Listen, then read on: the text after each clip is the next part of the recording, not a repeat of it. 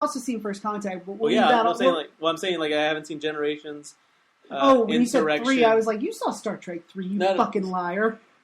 Generations, Insurrection, and Nemesis. So, yeah, I haven't seen 3. So you haven't seen... So I haven't seen 3 bad ones. Yeah. So. You haven't seen 1 okay one and 2 pretty god-awful ones. Put it that way. Let's rank it in original generation-only movies. No Picard. So even Generations is off the table. So no First Contact? So just original series? Exactly. We can rank the whole thing once we've gotten through Nemesis. We'll rank all 12. Let's do 2-6 Star Trek 2009, 4 Star Trek Into Darkness, and then I'm probably gonna not say the exact same you did that I did 2 days ago. Right. But 1, 5, 3. Yeah, you ranked 1 much lower last time. Again, I don't get the hate that 5 gets. 5 and is maybe that's fine. why I overvalue it. Maybe. But I'd say I'm somewhere in there too. I would rearrange the last 3 somehow. I think I would put 3 higher than 1 and 1 higher than 5. So 3, 1, 5? Yeah, but I still like 5. I still like 5 a lot. Like, I haven't seen a movie featuring the original crew that I just outright did not like. That's the thing, man. I just love these characters in this world. I don't know. Maybe Star Trek fans are just the worst. Maybe they're just the worst. Star Wars fans are pretty awful. Brown coats are pretty awful. I think when you get into a brown coat, Firefly fans, we talked. What the fuck is a brown coat? What the fuck? No, I think when you get into it's like the hardcore. All right, I'm going to take it to a socio-political place. Hardcore Christian, extreme Christians. Anybody who takes any of this shit too seriously is an asshole about it. And once it becomes a dogma, like even if it's a fandom of something, then you're calcifying the very thing you love because it can only be this thing. Yeah, and that's the main argument against the new Star Trek movies. Like, oh, it's not Star Trek. Like, it's not what you think Star Trek should be. But it is. What it has been, but it is Star Trek. That poster says Star Trek on it. Although fan fiction is turning that extreme into something kind of beautiful in the sense that they can carry out midrash. The worlds in their own ways. So and I definitely, especially in the internet age, like fandom is more about fan participation. You can see it in things like Community. That show thrived hard on its fans and its followers on Twitter. And, you listen to Dan Harmon on his podcast, and his house is full of Community fan art that people have given him. Like, it's become much more of a participation culture with the things we love. And so I think that also causes people to feel ownership of it. And so it's a weird thing to feel like... Fucking kids these days. Fucking kids. It's people our age who are the problem. Kids are just like, oh, new Star Trek, dope. Because their brains haven't hardened into, this is the only thing Star Trek can be. And they don't even know what the original Star Trek is. They don't give a shit. It's like a 50-year-old TV show. What do I care? This movie's awesome. No, That's pretty much how I feel. I like the 50-year-old TV But I read in an article where they it's just how kids like they like, and this isn't their fault. I'm not railing against kids. I'm shaking my fist like I have a cane in it. Yeah, you have a kid. You should like kids more than I do. Well, I want to raise her to where like she can appreciate Star Trek. Yeah, just if only that. That's it. Why haven't they made a SETI eel plush? I don't know. The worm from Wrath of Khan that they put into the bad guy's ears because it's gross. I don't want to cuddle with Didn't they make a Bluetooth of it? Couldn't you buy one online? Yeah, apparently it's very uncomfortable. I'm shocked. But there was an article about how kids they've grown up in this culture where like you got to get the newest and the latest, like oh, you got an iPod or an iPhone 4 that's it's fucking hillbilly. Becca actually had that. In class. Yeah, that's quaint. I got an iPhone 5. I had one of my kids see my phone, and they were she has a 4S. Why do you have a 4S? It's like, I'm just because I And he's like, why don't you have a 5? Yeah, like that's like they're just in this culture where they have to have the latest and the greatest, and so that's why like even like 10 years separated from by birth, we would be like, why the fuck are you rebooting Spider-Man? Like Spider-Man, like the first Spider-Man movie came out in 2002. And it hasn't even been 10 years. It's been exactly. It's been a decade, and right. You're already rebooting it. Like right. You're not just making a sequel. You're completely like scrapping the 3 movies that came before it and starting it over again. That doesn't make any sense. But kids these days are like, "Fuck it, what's a new Spider-Man? Well, cool, all right, whatever." Well, like they don't give a shit about what happened because what happened is old and stupid and gay and retarded. But I think at the same time though, our cultural memory has gotten longer because you still have kids that like Star Wars. Star Wars is coming up on 40 years old. But they know the Clone Wars. Like, again, I had a customer who came in and was looking at this is at Barnes & Noble. We had Star Wars bookmarks, and she was asking me which one of them was Anakin, and she was showing me Luke Skywalker and Darth Vader. And technically this one? Yeah, I was like, technically it's Darth Vader. She's like, well, I don't know. My kid just says that he wants to be Anakin Skywalker. And I was like, well, Darth Vader you need to watch out. The future. Actually, it's pretty interesting. That's another thing that there is, I think it's over now. The Clone Wars cartoon, which I've seen some of and I really liked. It's actually a really good show. Kids be loving Clone Wars, man. But it's a show about a genocidal maniac in training as the hero. It's kind of like it's after episode 2, so he's murdered a village of sand people. They're sand people, though. Children. They're sand things. That's not even people.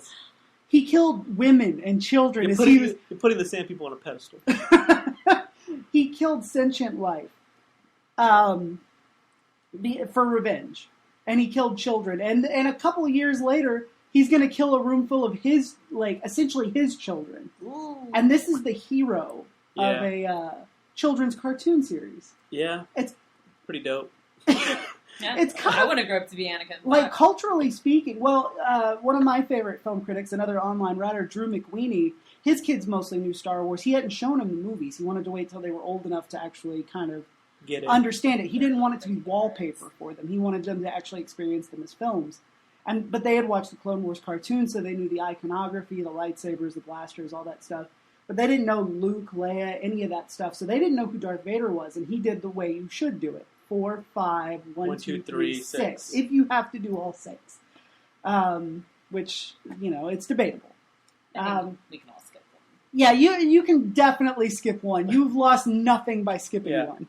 Like you do 4, 5, start with, and then go into Attack of the Clones and be one thing you need to know is he left his mom too. He left his mom. He was a little kid, and he met this girl 10 years ago. Right, and this girl gave him a blanket 10 years ago, and he never got. And he thought she was an angel. And it's kind of it's kind of sweet, but kind of oogie. Yeah, kind of oogie. Anyways, Attack of the Clones. She's got to get there for that vote. It's really important, right? I was working at a burrito making establishment. A burritorium. A burritorium, if you will. And I have a Star Wars tattoo on my arm. Yeah, boy. It's the Rebel Alliance insignia. This kid came in. He was like maybe 6 years old. Right. And he's like, "Oh, cool tattoo. That's from Star Wars, right?" And I was like, "Yeah. Like, how the fuck do you know that?" He's like, his mom's like, "Don't curse in front of my child." You're like, "Don't tell me what to do, you bitch." You want cheese on your burrito? What's your bean situation? No, but I was like, no. I was taken aback. I was like, "Yeah, absolutely." Like, how do you know that? And he's like, "Oh, I love the Clone Wars cartoon." And I was like, "Oh, dope. Yeah, that's really cool." And like this kid like thought I was like the coolest, and like I was out like cleaning up in there, and he was like showing me whatever he was showing me, like blah blah blah. And like I think it was a cute and I never want to be that guy, like stop bothering me, little kid, like right. I mean, you're not cool enough to like Star Wars. You can't. You don't love it like I love it. Yeah, let's bully children.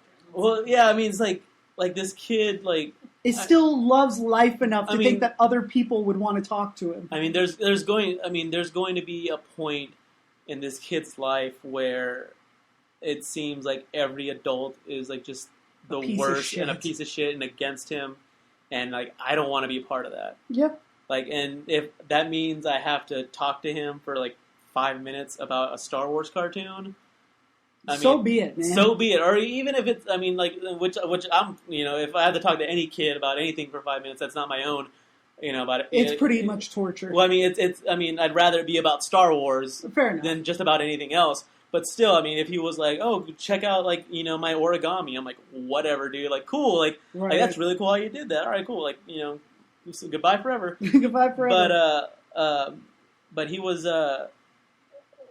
he's like, hey, what do you want me to make you with my foil? And I was like, make me a TIE fighter. He's like, okay, cool. And I was like, and they made me a TIE fighter, and I put it up, and I was like, all right, awesome. Like, maybe kids aren't so bad. Yeah, exactly. I was like, weren't you just railing against children? But at the same time, kids are the worst. I mean... individually, they're great. I guess collectively. Children it's the same thing with people, right? Individual human beings, a lot of times, are amazing. Groups of people are the worst. Groups of any people. Nazis, moviegoers. Our crowd at the movie the other night was good. But that was like hardcore. Like, there were people there in uniform. Which was dope. But they showed up late and were begging for seats somewhere besides the front row. Not a good look, homie. You should have beamed in early. Shouldn't have taken the shuttle, should you? But no, I mean, yeah, they definitely should have gotten there. I guess we'll wrap up, unless you guys have... I enjoyed the movie, and talking it over with you guys, like, I was kind of starting to dip, but talking it over with you guys, I actually think I've rediscovered, like, no, I really did enjoy it, and I think there's a lot to like. It was a lot of fun. I mean, it was beautiful, and so much fun. And it was a lot of fun. I've seen far worse. And the character interaction just works. Like, that, I think that's what the movie really gets away. It gets away with a lot, just like the first one did, because the character interaction is so damn good. And one thing we didn't talk about, which I just want to touch briefly on, Chris Pine's performance. Like, he anchors both of these movies. Like, he's surrounded by a great ensemble, but, like, some critic online was talking about, I can't remember who, but talking about how he has that rare leading man quality of being able to be, like Harrison Ford could do it his best, where he's completely flustered and out of his depth, but can turn on a dime and be a badass, and you never know which it's going to be. So he's, like, hilarious, but also awesome. Like Han Solo. Like, he's believable. Yeah, exactly. As this larger-than-life, but also fallible hero. Yeah.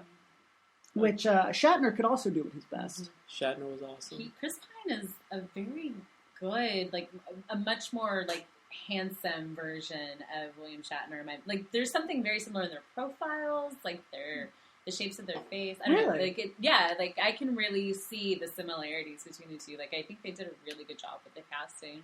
Yeah, I'd say across the board, the casting on this series has been really strong. Yeah. We get to see William Shatner tomorrow.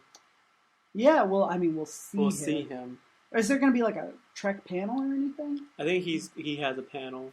Maybe we should try and get in. It'll probably be a long-ass line, or do you have to have a special ticket to get in? I don't think you need a special ticket for that. We should try and get into it. I should be like, dude, it's my birthday. Can I have a hug? I'm 30. I'm 30 years old. Kids these days, right? Right? Am I right? You like my Star Wars tattoo? I loved you. You're great. Oh, I do want to say one thing. I have a Star Wars t-shirt. Well, I have more than one Star Wars t-shirt. But I have one that I wear out of the house.